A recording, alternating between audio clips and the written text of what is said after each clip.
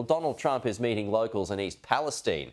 That's in Ohio, where a train derailed earlier this month, spilling toxic chemicals through the small town. Locals have become increasingly frustrated by the lack of federal government action. Our Washington correspondent Annalise Nielsen is live there now. She's there in East Palestine. Annalise, the crowds have gathered in Main Street to see the former president. The crowds did gather and then they dispersed rather quickly after the rainstorm came through, but they did wait for hours to see Donald Trump. This is Trump territory, and it's one of the reasons locals say they haven't had enough attention around this train derailment that happened on February 3rd. Now, this hasn't been garnering many of the national headlines, and it's taken a while for people to quite appreciate just how serious this train derailment was and what the longer-term impacts are going to be for locals. So it was on February 3rd that this train derailed. In these carriages were some highly toxic chemicals, vinyl chloride, and there was days of uncertainty around how to handle this, with some flames still within the train. The decision was made to have a controlled explosion because there were concerns if there was an uncontrolled explosion there could be shrapnel spread right around the county. But in the meantime, it's made for some very difficult choices for locals. They've been reporting concerns around rashes, hives, difficulty breathing, acrid smell in the air.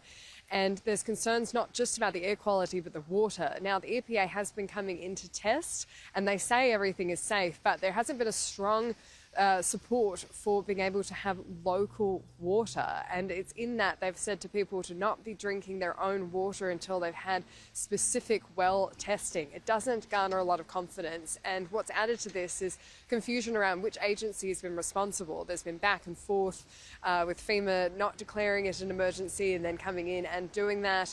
What we have seen on the ground here is growing frustration that they haven't had a strong response from the Transport Secretary, Pete Buttigieg, and also Joe Biden himself in the face of what's been a big disaster for the local community.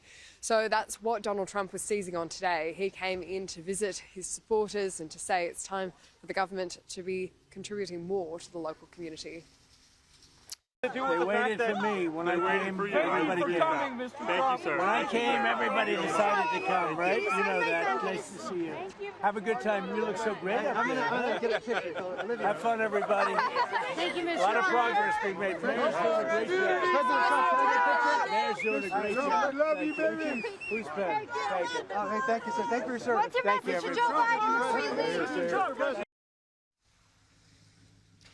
This area voted strongly for Donald Trump at the last election, and the suspicion of the local crowds that were waiting in the street for him was that that's why they're not getting enough attention. The comparison is being drawn by locals that Joe Biden went to Ukraine, but he hasn't made a visit here yet. We have a president, Biden. He goes to Ukraine. He's a coward.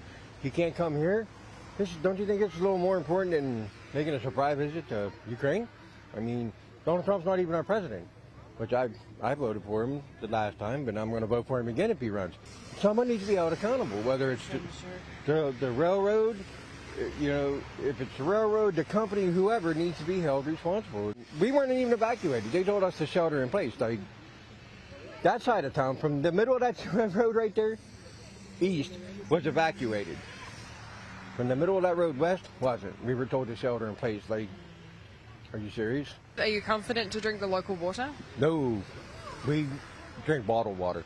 The government is just now stepping in and like wanting to help us. Where was you at when this happened? You know, it's been 2 weeks before anything has really happened.